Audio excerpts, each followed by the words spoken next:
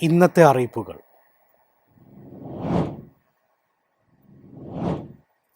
കീം പരീക്ഷാഫല പ്രഖ്യാപനം മാറ്റിവെച്ചു. CBSE+2 പുനർമൂല്യനിർണ്ണയ mark കൂടി പരിഗണിച്ച ശേഷമേ പുതിയ റാങ്ക് ലിസ്റ്റ് പ്രസിദ്ധീകരിക്കൂ.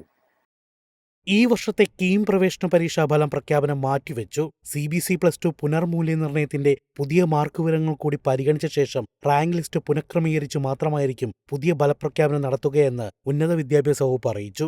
CBSE+2 പുനർമൂല്യനിർണ്ണയ പരീക്ഷാഫലം ഞായറാഴ്ച രാത്രിയോടെയാണ് പ്രഖ്യാപിക്കപ്പെട്ടത്. ഇതേ തുടർന്ന് പുതിയ മാർക്ക് വിവരങ്ങൾ പ്രവേശന പരീക്ഷാ കമ്മീഷണറുടെ വെബ്സൈറ്റിൽ ഓൺലൈനായി സമർപ്പിക്കുന്നതിനുള്ള തീയതി നീട്ടി നൽകണമെന്ന് ആവശ്യപ്പെട്ട് വലിയൊരു വിഭാഗം വിദ്യാർത്ഥികളും രക്ഷിതാക്കളും സർക്കാരിനെ സമീപിച്ചിരുന്നു. വിദ്യാർത്ഥികളുടെയും രക്ഷിതാക്കളുടെയും ഭാഗത്തു നിന്നുണ്ടായ ആശങ്കകൾ കണക്കിലെടുത്ത് ഉന്നത വിദ്യാഭ്യാസ മന്ത്രി റോജി എം ജോൺ വിഷയത്തിൽ ഇടപെടുകയായിരുന്നു. CBSE പുനർമൂല്യനിർണ്ണയ ഫലം വന്നത് ഞായറാഴ്ച രാത്രി മാത്രമായതിനാൽ വിദ്യാർത്ഥികൾക്ക് മാർക്ക് അപ്ലോഡ് ചെയ്യാൻ ആവശ്യത്തിന് സമയം ലഭിച്ചിട്ടില്ല. എല്ലാ വിഭാഗം വിദ്യാർത്ഥികൾക്കും പ്രവേശന പ്രക്രിയയിൽ തുല്യമായ അവസരം ഉറപ്പുവരുത്താനാണ് സർക്കാർ ലക്ഷ്യം വെക്കുന്നത്. അതിനാൽ മാർക്ക് സമർപ്പിക്കാനുള്ള തീയതി നീട്ടുന്നതുൾപ്പെടെയുള്ള ആവശ്യങ്ങൾ അടിയന്തര നടപടികൾ സ്വീകരിക്കാൻ പ്രവേശന പരീക്ഷാ കമ്മീഷണർക്ക് നിർദ്ദേശം നൽകിയിട്ടുണ്ടെന്ന് ഉന്നത വിദ്യാഭ്യാസ വകുപ്പ് അറിയിച്ചു.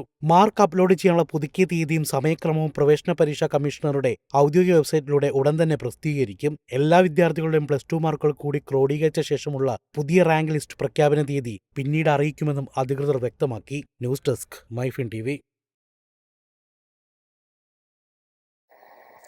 കേരളത്തിലെ ഏറ്റവും ജനപ്രിയ മദ്യ ബ്രാൻഡുകളിലൊന്നായ ജവാൻ റം ഇനി മുതൽ പുത്തൻ ലുക്കിൽ ബെവ്കോ ഔട്ട്ലെറ്റുകളിലെത്തും. നിലവാരമില്ലാത്ത പ്ലാസ്റ്റിക് കുപ്പികളെക്കുറിച്ചുള്ള പരാതികൾക്ക് പിന്നാലെ ISO നിലവാരമുള്ള കുപ്പികളിലേക്ക് മാറാനൊരുങ്ങുകയാണ് അധികൃതർ.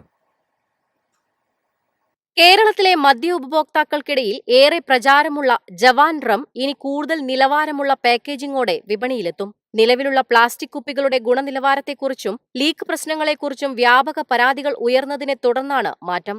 ISO നിലവാരമുള്ള കുപ്പികളിൽ മാത്രം ജവാൻ റം വിൽക്കണമെന്ന നിർദ്ദേശവുമായി എക്സൈസ് വകുപ്പ് രംഗത്തെത്തി. ഇത് സംബന്ധിച്ച പുതിയ ടെൻഡർ നടപടികൾ ഉടൻ ആരംഭിക്കും. അതേസമയം വില വർധനവിന്റെ സാധ്യത കണക്കിലെടുത്ത് ചില്ലുകുപ്പിയിലേക്കുള്ള മാറ്റം തൽക്കാലം പരിഗണനയിലില്ല.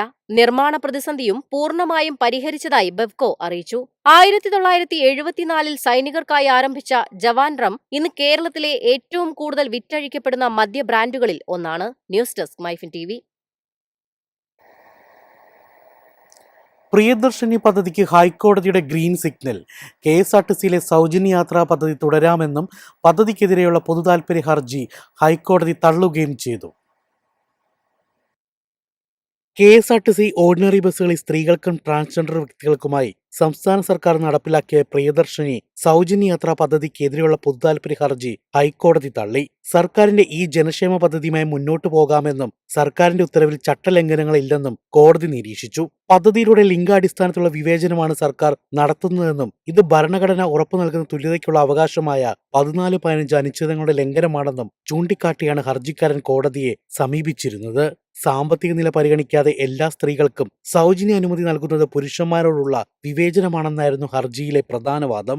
എന്നാൽ സർക്കാരിന്റെ ഉത്തരവിൽ യാതൊരുവിധ നിയമവിരുദ്ധതയോ ചട്ടലംഘനങ്ങളോ കണ്ടെത്താൻ കഴിഞ്ഞിട്ടില്ലെന്ന് ഡിവിഷൻ ബെഞ്ച് വിധി നയത്തിൽ ചൂണ്ടിക്കാട്ടി. സർക്കാർ പുറപ്പെടുവിച്ച ഉത്തരവ് നിലവിലുള്ള നിയമപരമായ മാനദണ്ഡങ്ങൾക്ക് വിരുദ്ധമാണെന്നോ അല്ലെങ്കിൽ അത് നിയമവിരുദ്ധമാണെന്നോ തെളിയിക്കാൻ ഹർജിക്കാരന് സാധിച്ചിട്ടില്ല. അതിനാൽ ഈ പൊതുതാൽപര്യ ഹർജി നിലനിൽക്കില്ലെന്ന് ഡിവിഷൻ ബെഞ്ച് വ്യക്തമാക്കി.